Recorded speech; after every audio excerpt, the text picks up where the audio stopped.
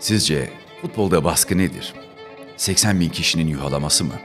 Ya da kötü oynayıp oyundan çıkmak mı? Rafinha için baskı canıyla tehdit edilerek oynadığı Restinga çete maçları.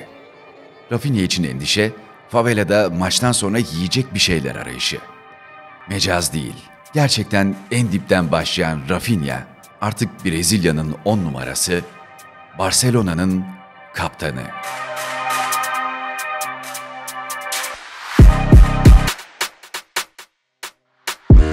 Então isso acontecia muito. Acredito então que a várzea forma a gente pra gente não sentir pressão. Então, cara, pra mim jogar com 80 mil pessoas, como já aconteceu, me assistindo, me vaiando, pra mim é muito bom. Pressão mesmo é tu jogar dentro de um campo, na várzea, dentro de uma comunidade, na comunidade rival, jogando uma final de campeonato. Escutando tiro pra cima e foguete do outro time, e ameaça.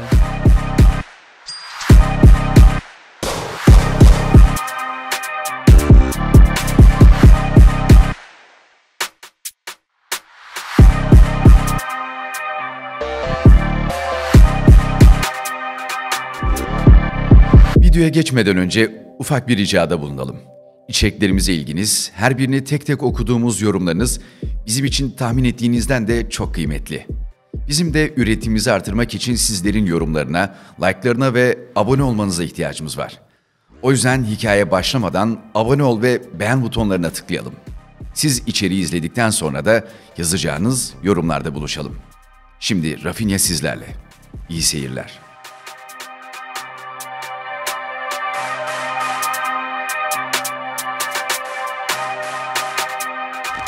Rafael Diaz Belloli, kısaca Rafinha. Brezilya'nın Porto Alegre kentinde şehir merkezinden uzaktaki bir favela olan 27 Gecekondu mahallesinin yer aldığı Restinga'da büyüdü. Babası İtalyan kökenli ve annesi melez Brezilyalı. Çok da güvenli olmayan çetelerin kol gezdiği Restinga'da evdeki kedileri ve köpeği, kardeşi, annesi ve babasıyla yaşadığı derme çatma ev, Rafinha için sevgiyle örülmüş bir kale gibiydi. Casa maior do mundo nenhum castelo pode comprar.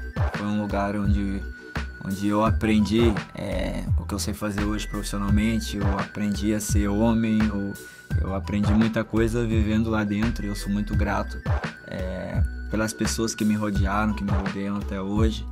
Então a gente aprende a fortalecer o outro. Dedesi ve amcasının izinden gidip futbolcu olmak istiyordu. En büyük hayali Porto Alegre'nin en büyük kulübü Internacional'de oynamaktı. O yaşlarda yaşıtlarına göre kısa ve çok inceydi. 3 kez denemelere girdi, 3 kez reddedildi. Sonra Grêmio, defalarca seçmelere girip her defasında hüsranla evine geldi. Nunca tive chance em categorias de base nenhuma, fui rejeitado em muitas categorias de base. Eu fiz teste já na categoria de base do Inter, fui reprovado, fiz teste na categoria de base do Grêmio, fui reprovado também. Na época, comparado aos outros jogadores da minha idade, eu era muito pequeno, eu era muito magrinho. Artık büyümeye başladıysanız Restinga'da önünüzde çok seçenek yoktur. Hayatta kalmak için para kazanmanız gerekir. Rafinha'nın annesi ailesine destek olmak için markette, kuaförde, belediyede birçok yerde çalışmıştı. Annesinin yaşadığı zorlukların farkındaydı. Sokaklar ona 2 seçenek sundu. Ya futbolcu olacak ya da çetelerin ondan istediğini yapıp yasaklı maddeler satacaktı. Bu yolda benden 10 kat daha yetenekli, dünyanın en iyisi olabilecek dostlarım vardı dediği arkadaşlarını kaybetmişti Rafinha. Maddelerin, yasa dışı ticaretin ona vaat ettiği paranın büyüsüne kapılmadı. Anne ve babası da ev ekonomisine futbol ekipmanı, antrenmana gidiş geliş masraflarıyla her geçen gün daha da yük olsa da futbolculuk hayalinde yanında yer aldı.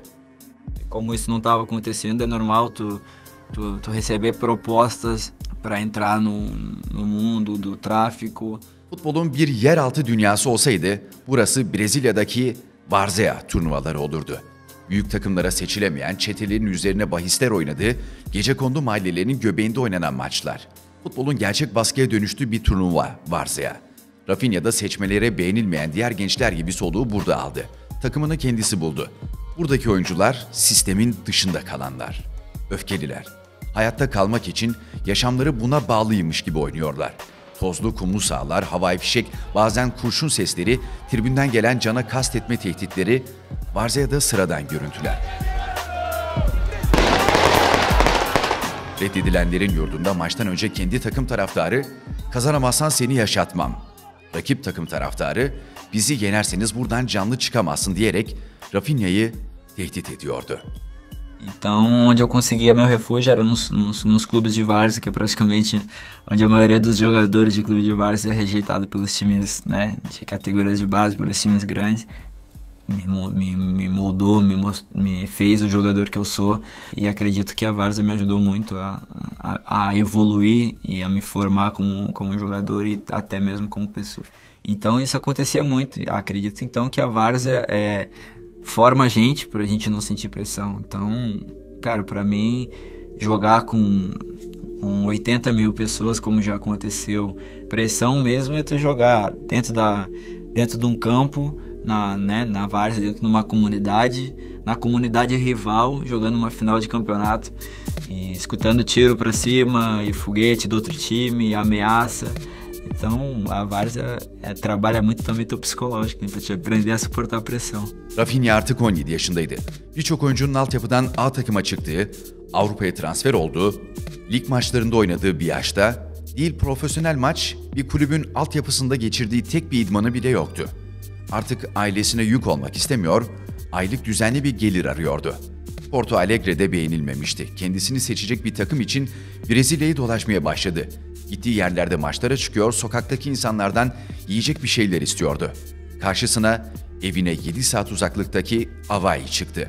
Algumas vezes eu já precisei parar pessoas na rua para pedir uma ajuda, alguma coisa, um lanche, alguma coisa para comer, e tu acaba sendo visto como um perigo, assim, né? Digamos assim, as pessoas acabam ficando com medo de chegar a te ajudar. Rafinha'nın kariyeri burada Avai'de 18 yaşında başladı. Bu arada başladı dediğimiz Avaí 20 yaş altı takımı. 19 oldu, hala altyapıdaydı. Üstüne bir de sakatlandı. Uzun süre kadroya bile alınmadı. Kendi imkanlarıyla antrenman yapması söylendi. Bir ara Varzia'ya bile döndü. Annesini arayıp bitti dedi. Buraya kadar. Olumlu karşıladılar ama artık dönüp normal bir işte çalışmaya başlaması gerektiğini de eklediler. Bunu da istemiyordu. Avai'ye döndü. Genç yetenek çıkarmasıyla ünlü Kupa São Paulo de Futbol Junior'da döktürdü. A takımda hiç maça çıkmamış, altyapıda bile doğru düzgün oynamamıştı. Ama bir hücumcudan beklenmeyecek kadar savaşçıydı. Her dakikayı son maçıymış gibi oynuyordu. Bir kişi gözlerindeki ışığı gördü. Eski Porto, Barcelona, Chelsea efsanesi Deco. Turnuva sonrası Rafinha'nın birkaç talibi çıksa da para vermiyorlardı. Avai'de çalışanlarının bile maaşını ödeyemediği bir darboğazdaydı. Deco'nun sahip olduğu D20 Sports Ajansı Rafinha'yı bünyesine aldı ve Portekiz'e, Vitória Guimarães B takımına devre arasında 600 bin euro bonservisle imza attı. Espera, un momento.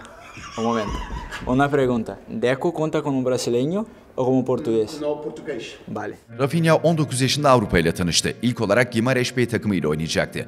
Portekiz 2. Liginde yarım sezonda 16 maça çıkıp 5 gol atınca A takıma alındı. 20 yaş, kariyerinin 1. lig düzeyindeki ilk sezonu. Her iki kanatta da oynadı. Formayı da bir daha çıkarmadı. 41 maç, 4 gol, 7 asist. İstatistiklerin dışında inatçı, bir Brezilyalı'dan beklenmeyen baskılı oyun ve sürekli mücadele. Bir önceki yıl 10. olan takım Rafinha'lı sezonu 4. bitirip UEFA Avrupa Ligi'ne kanatlandı. Bu kanatlanmanın bir de güç motoru olmalıydı. Yani Rafinha. 43 maçta oynadı, 18 gol attı, 6 asist yaptı. Takımında yılın oyuncusu ödülünü aldı.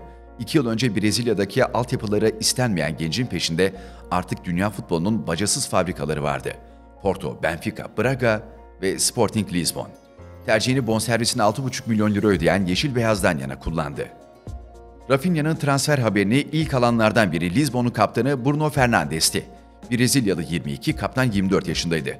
Bruno kulüpten yeni takım arkadaşının numarasını alıp hemen bir mesaj attı. "Aramıza hoş geldin kardeşim, seninle oynamak için sabırsızlanıyorum." Rafinha mesajı aldığında imza töreni için havalanan uçaktaydı. Hiç beklemiyordu. Bruno takımın kaptanı, gözdesi, transfer pazarının aranan ismiydi. Takıma katılır katılmaz Bruno ile en yakın arkadaş oldu. Ona göre ise Fernandes, Rafinha'nın artık abisiydi. Hem sahada hem günlük hayatta ayrılmaz bir ikili oldular. Sezonun belirli bir dilimini sakat geçiren Rafinha burada da istikrarını sürdürdü. 9 gol, 5 asist. Ve o zaman için Fransız kulübün bonservis rekoru olan 21 milyon euroya Rennes için Fransa'ya havalandı. Rafinha için geç başladığı kariyerinde beklemek bir seçenek değildi. Kendisini gösteriyor, karşısına çıkan fırsat basamaklarını hemen tırmanıyordu. Ren'de 7 gol 5 asist yaptı ama hayalinde Premier Lig vardı. Çocukluğunda evlerindeki televizyonda İngiltere maçları şifresiz veriliyordu. O da Henry'nin maçlarını izlerken kendi kendine bir gün bu ligde oynamalıyım diyordu. Öyle de yaptı. 3 yıl üst üste 3. transferle Bielsa Leeds'ine imza attı. Acompanhava, acho que era mais o Manchester United que passava mais vezes na televisão, mas também acompanhava muito o Arsenal, acompanhava na época que o Henry estava voando. Então foi onde eu comecei a acompanhar a Premier League, foi onde eu... Can sıkıcı, can yakıcı bir Leeds United'tı. Patrick Bamford, Jack Harrison, Calvin Phillips, Rodrigo Alioski ve tabii ki Rafinha.